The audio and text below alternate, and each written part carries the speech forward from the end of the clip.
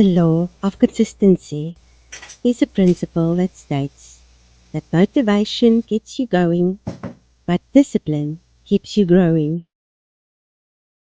It means that if you want to improve your skills and achieve your goals in any area of life, you need to practice consistently and persistently, even when you don't feel like it.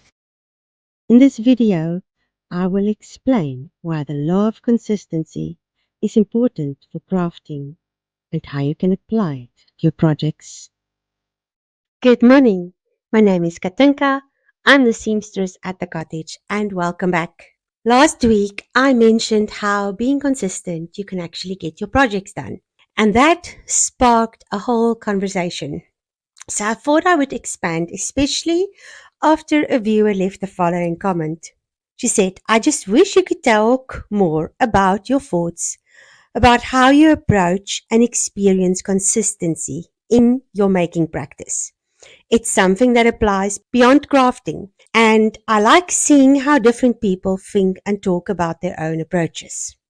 So, of course, that left me thinking, and I started doing some research. And I will link some of the articles that I found about the law of consistency, which states motivation gets you going, but discipline keeps you growing. So, an example of that is the scarf. I got motivated to knit my friend a scarf because it's getting cold, it's minus 6 degrees Celsius outside. So, I showed you a little part that I think was this long. And that was motivation. Motivation is to start. And then I didn't feel like working on it, but I did want the scarf to be finished. So, every time we would drive somewhere, which is a lot, I would take this along and I would just sit in the car and knit until we get to our destination. And then when we drive back from the destination every day, then I knit.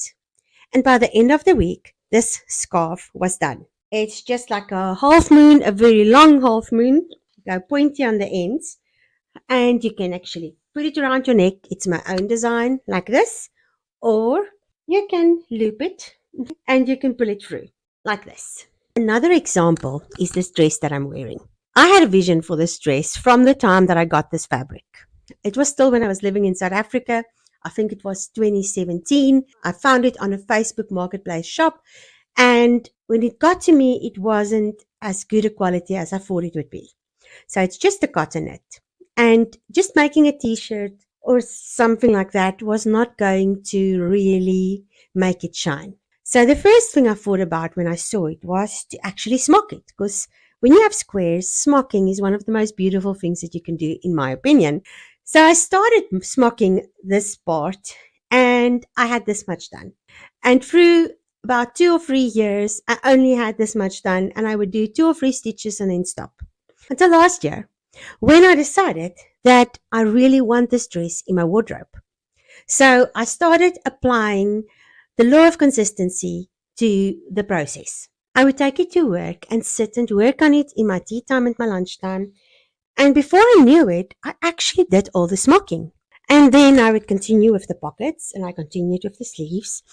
And it took me 3 months, but at the end of the 3 months, I actually had a dress that I really, really loved. I will link the video for the dress.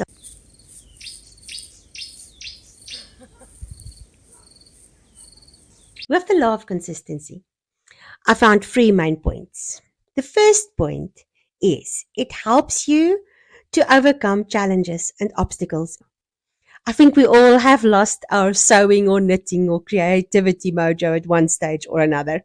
Another thing is if you have a lack of materials. For many years, I did not have the resources to go and buy what I needed. So I would make do and it would be really frustrating and I often wouldn't get stuff done. An example where a lack of resources has actually held me back to finish what I've started is this skirt. I found this fabric in a bin that a friend gave me that was full of remnants and it is beautiful. It's linen look and it's got some embroidery, but it's extremely see-through. So I started tacking the embroidery to a soft lining because I still want it to be flowy. But every time I work on it, the fabric moves around. So I actually need some of that tacky spray that you can wash out. And for that reason, this has been lingering in my doing pile for almost 3 years.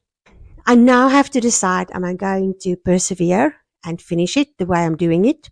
Or am I going to take the money and just buy the tacking spray? Another problem that can hold us back is when we have negative feedback.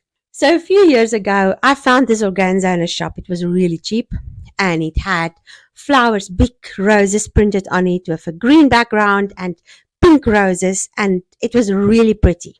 So I made a baby doll dress up to the knee and it was quite poofy with poofy sleeves, and I thought I looked so pretty. And I went to show my friend and she looked at me and said, "You know what? With not having hair, you can put that on, but you look like a baby in a poofy dress or like a marshmallow. You can choose." And she was right. I looked at photos later and I realized that's actually a very accurate description. But sometimes negative feedback like that can actually stop you from continuing. Another problem that you might face is when you have setbacks. So, my sweater that I had on last week, I had to unpick the sleeve 2 times. The bodice, ribbing part with the scallops, I unpicked about 4 times. And it took me much longer than I anticipated because of that. You have a choice. Are you going to be consistent and keep on trying, or are you going to let your project migrate to the pile of shame? The second point in the law of consistency is it helps you to improve your skill and technique. I have been sewing since I was about 4. My mom tells a story that her and my granny was working. They were both seamstresses at one stage, and there was this piece of scrap gingham in purple. And I took it, and I took a needle and thread. There was a needle with red thread, and I sewed it together. Went to my bedroom, fetched a doll, and came back, and it fitted the doll. And my granny turned to my mom and said, "This child has potential," and she started teaching me. She started me on my doll's clothes, and she would make me unpick it because you couldn't wear it inside out. And that taught me to keep doing it until it is right. Unpicking is not a curse, it's actually your friend. It's like when you write an essay, you're not going to put your first draft in and say, "That's my essay, it's done." You're going to keep on editing until you are really happy with your blog post, your essay, or your book. And then you're only going to send it to the publisher to have it read and edited. And I've learned through the years that by redoing stuff, it's like editing. It's not wrong. It's not frustrating. It is just part of the process. And every time you edit, you get a better version of the previous one. You also have to be careful of not editing too much because then it gets to a point where you don't want to continue. And there's a balance to have between fixing the mistakes and leaving some mistakes because nobody's really going to see it. The next thing is the more you practice, the more you learn, and the better you become. My mom learned how to paint in the last few years. She actually started at 70. A recent painting is of a buffalo that my dad took the photo of, and you cannot believe that it's the same artist. Point number 3. The law of consistency helps you to achieve your goals and a satisfaction in your crafting practice. Crafting and making is rewarding. It's rewarding as a hobby, but it's also a passion for some of us. And for some of us, it's a way of life. At one stage, my crafting, my making, was a way of income. I was a full-time seamstress, and if I was not consistent, I would not have been able to deliver on time. There were times where procrastination took over, and some friends had to come and save me and help me sew through the night. But through the years, I've learned to actually be consistent in my practice of crafting. In this last week, I was consistent by finishing the sock. Again, a few rows every day, and the toe was done, and the next one is cast on. I was consistent in starting my black cardigan, and every night I would sit in my knitting spot and just do 10 rows. And this is how much it's grown in the last week. If I continue at this pace, I will have a beautiful, chunky, warm, cozy pullover in maybe 2 weeks. I was consistent in cutting out the petticoat. I was also consistent in finishing the scarf. Consistency is about showing up and spending time practicing and doing and making. Every day for some, weekly for others. And then there are those for whom it's a way of life. I would love to hear your thoughts on consistency in your creative journey and how you apply it in your projects. Thank you so much for spending time with me, and I hope to see you in the next video. Goodbye.